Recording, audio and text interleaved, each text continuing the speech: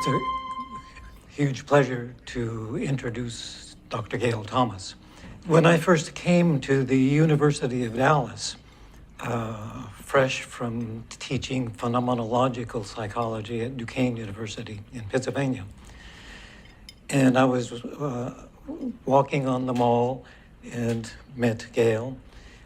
And Gail and Joanne at that time would meet weekly together to read and converse about Jung, right? And I really didn't have any exposure to Jung at all, I hate to say. But they invited me to join that reading group, and as we read, that was my introduction to Jung in the most depth imaginable. Jim first came to Dallas to do a seminar for the Department of Psychology. And that led to a lot of conversation, and out of which came the first international conference on archetypal psychology.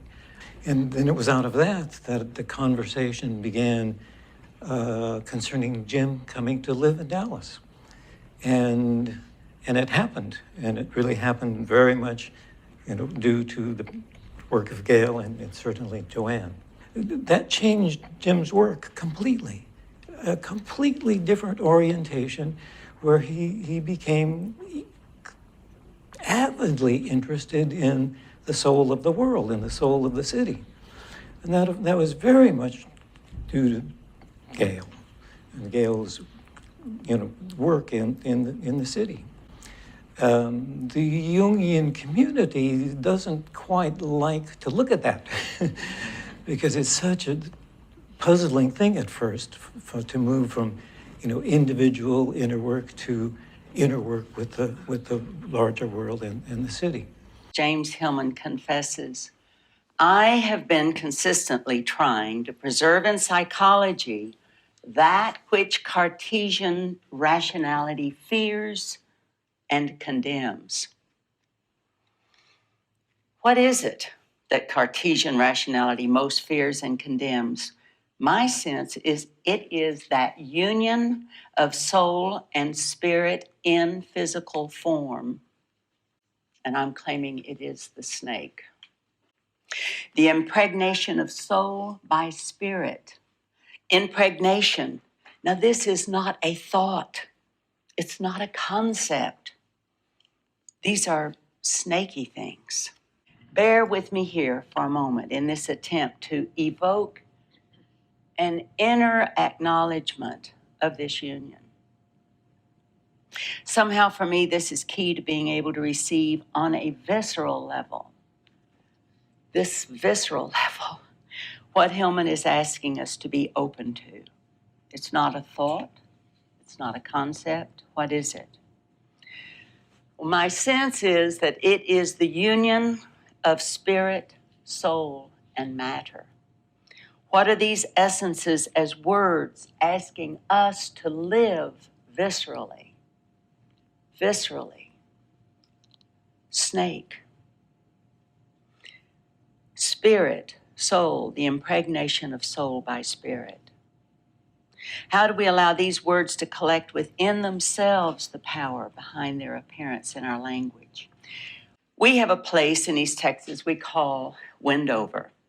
We chose the name for this wooded retreat because we were inspired by a poem by Gerard Manley Hopkins. The poem is called The Wendover, Windhover, and celebrates a majestic bird hovering in his flight. Dappled, dawn-drawn falcon in his riding of that steady air underneath him and striding high there, how he hung upon the rung of a wimpling wing in his ecstasy. Then off forth on swing. As a skate's heel sweeps smooth on a bow bend, the hurl and gliding rebuff the big wind. My heart in hiding, stirred for a bird, the achieve of the mastery of the thing. Well, hearing that puts you in your high heart. And now hear this. It is a poem by D.H. Lawrence. Snake. A snake came to my water trough on a hot, hot day, and I in pajamas for the heat, to drink there. In the deep, strange, scented shade of the great, dark carob tree, I came down the steps with my pitcher and must wait, wait, wait, must stand and wait, for there he was at the trough before me. He reached down from a fissure in the earth wall in the gloom and trailed his yellow-brown slackness, soft-bellied down over the edge of the stone trough and rested his throat upon the stone bottom. And where the water had dripped from the tap in a small clearness, he sipped with his straight mouth, softly drank through his straight gums into his slack, long body, silently. Now notice how your body reacted. I'm certain everyone felt the same. The difference between the two poems is just physically palpable. My heart in hiding soared for a bird, the achieve of the mastery of the thing. Versus a snake came to my water trough on a hot, hot day to drink there. Well, I began my talk with images from these two poems, one of a majestic bird, the other a slimy, crawling thing, in order to evoke something within you other than a concept.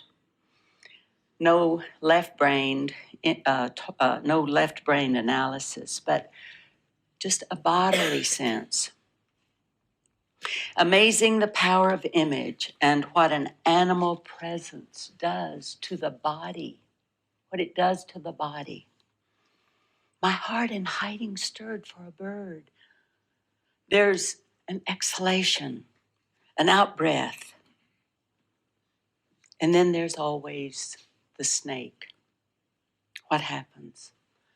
Always, always, fear comes, shock and fear.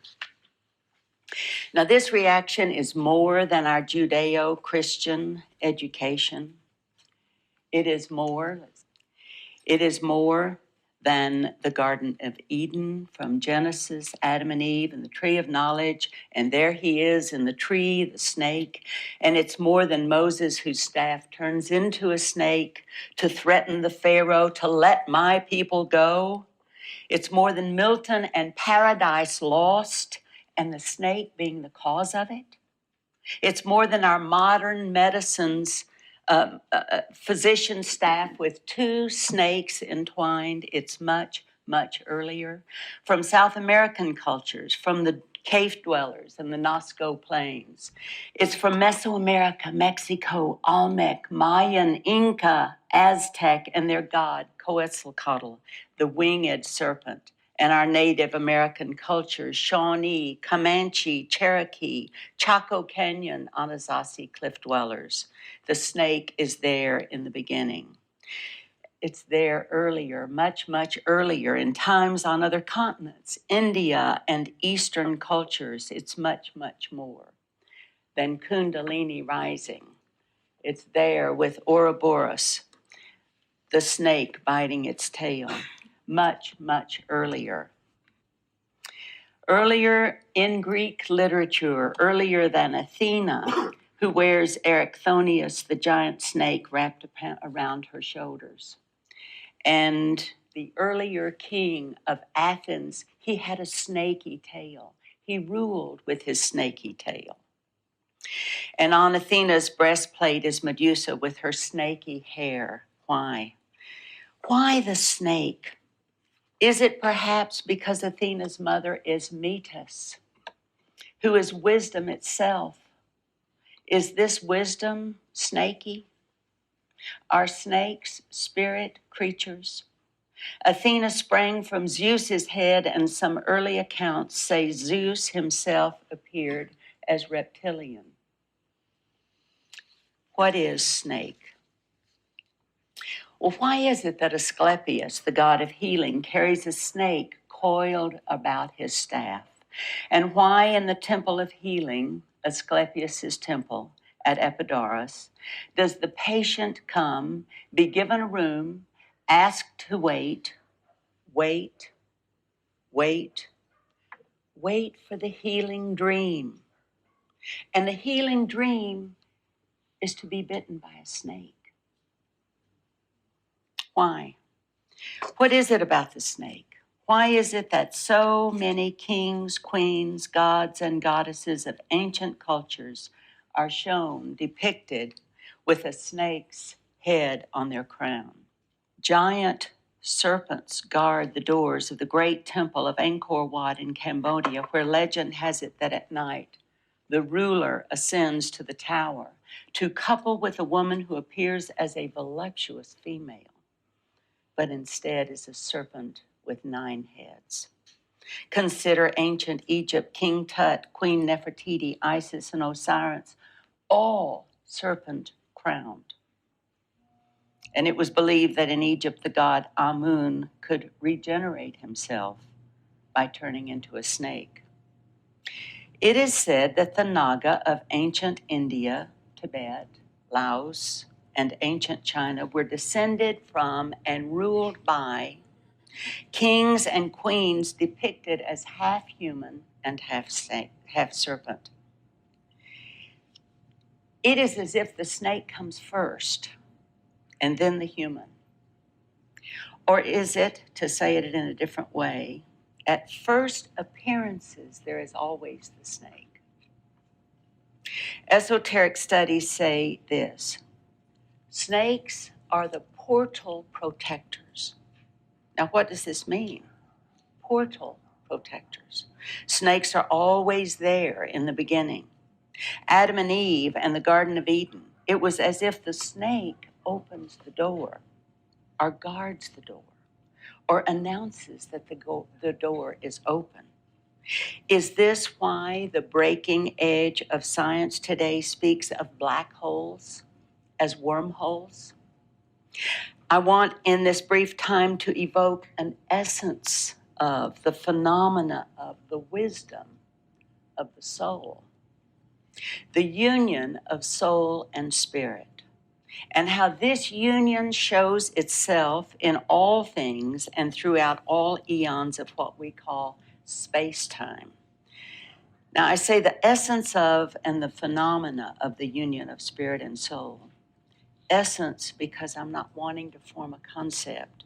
Instead, if we just evoke a sense, a feeling, something that gives us goosebumps. So then I wrote a poem about this same encounter. It's called The Dance. Spirit seeks freedom from soul's wrappings and is attempting always to fly away. Soul catches spirit and wraps itself around, once again giving form, color, dimension. Their dance is our chance to watch soul and spirit together in their lovemaking. That was 1992. We live more intimately with this animal presence of snake than any other animal image. That's my claim. Snaky things are everywhere. Snake is nature itself. Wriggling and squirming, twisting and bending, curling and looping back again. Snake is at the portal, Kundalini rising, birthing, shedding, death, striking and retreating, transformation, immortality, and healing. The Ouroboros is eternity. It's eternity. And it's the continual renewal of life. That's a snake. And why is there always a snake in the temple? A snake defining the Godhead? Perhaps snake shows the original spirit impregnation from God into matter. The snake shows itself as materialized spirit The serpent appears at the moment of creation. Spiraling and interlocking realms, the serpent weaves together one level of reality with yet another. Snakes are depicted as always being there in the beginning and in the end. In the Garden of Eden, as Ouroboros, the sperm thrusting itself headlong into the egg as the beginning of creation.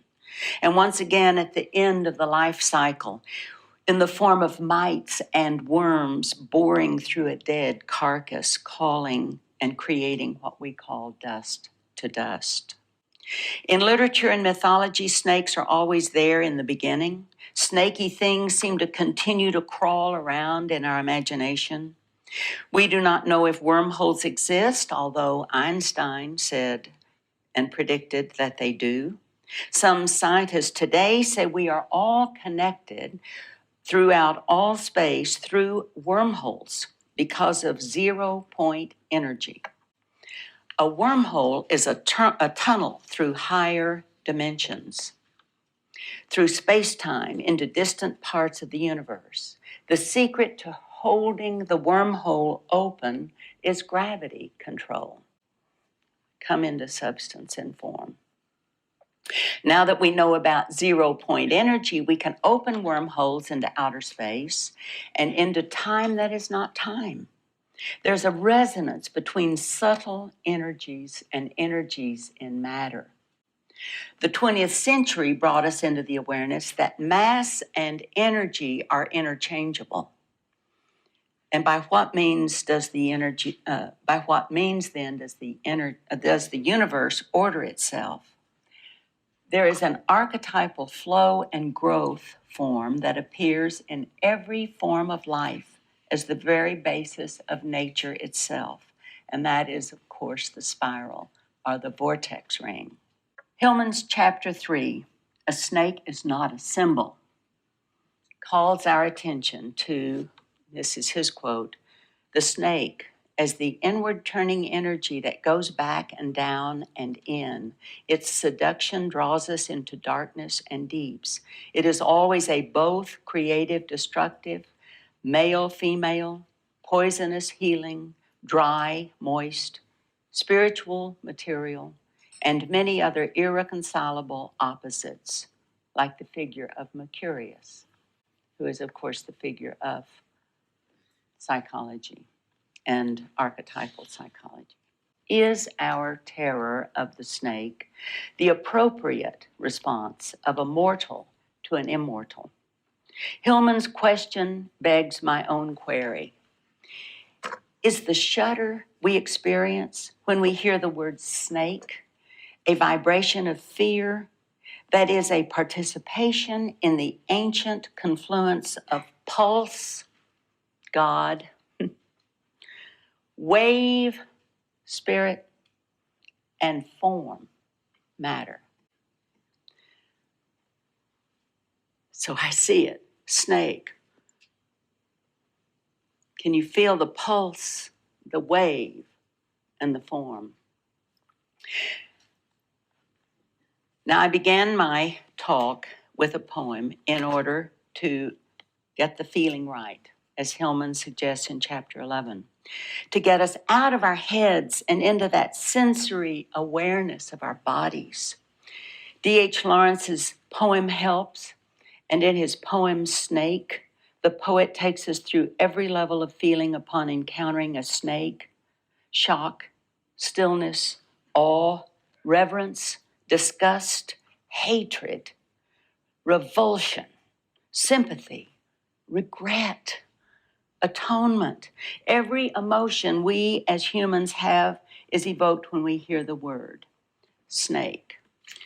And I want to finish, and I think I have time. I want to finish reading the D.H. Lawrence poem, and I'll pick up where I took off. Someone was before me at my water trough, and I, like a second comer waiting. He lifted his head from his drinking, as cattle do, and looked at me vaguely, as drinking cattle do, and flickered his two-forked tongue from his lips and mused a moment, and stooped and drank a little more, being earth-brown, earth-golden from the burning bowels of the earth on the day of Sicilian July with Etna smoking. The voice of my education said to me, he must be killed. For in Sicily, the black snakes are innocent, but the gold are venomous. And voices in me said, if you were a man, you would take a stick and break him now and finish him off. But I must confess how I liked him, how glad I was he had come like a guest in quiet to drink at my water trough and depart peaceful, pacified, and thankless into the burning bowels of the earth. Was it cowardice that I dared not kill him? Was it perversity that I longed to talk to him? Was it humility to feel so honored? I felt so honored. And yet, those voices, if you were not afraid, you would kill him. And truly, I was afraid. I was most afraid. But even so, honored still more that he should seek my hospitality from out the dark door of the secret dark earth. He drank enough and lifted his head dreamily as one who has drunken, and flickered his tongue like a forked night on the air so black, seeming to lick his lips, and looked around like a god, unseeing, into the air, and slowly turned his head. And slowly, very slowly, as if thrice a dream, proceeded to draw his slow length curling round and climb again the broken bank of my wall face. And as he put his head into that dreadful hole, and as he slowly drew up, snake easing his shoulders and entered farther, a sort of horror, a sort of protest against his withdrawing into that horrid black hole, deliberately going into the blackness and slowly drawing himself after, overcame me. Now his back was turned. I looked around, I picked up my pitcher. I put it down. I grabbed a clumsy log and threw it at the water trough with a clatter. I think it did not hurt him. But suddenly that part of him that was left behind convulsed into undignified haste, writhed like lightning, and was gone into the black hole, the earth-lipped fissure in the wall front, at which, in the intense still noon, I stared with fascination. And immediately I regretted it. I thought, how paltry, how vulgar, what a mean act. I despised myself and the voices of my accursed human education. And I thought of the albatross, and I wished he would come back, my snake. For he seemed to me again like a king in exile, uncrowned in the underworld, now due to be crowned again. And so I missed my chance with one of the lords of life, and I have something to expiate.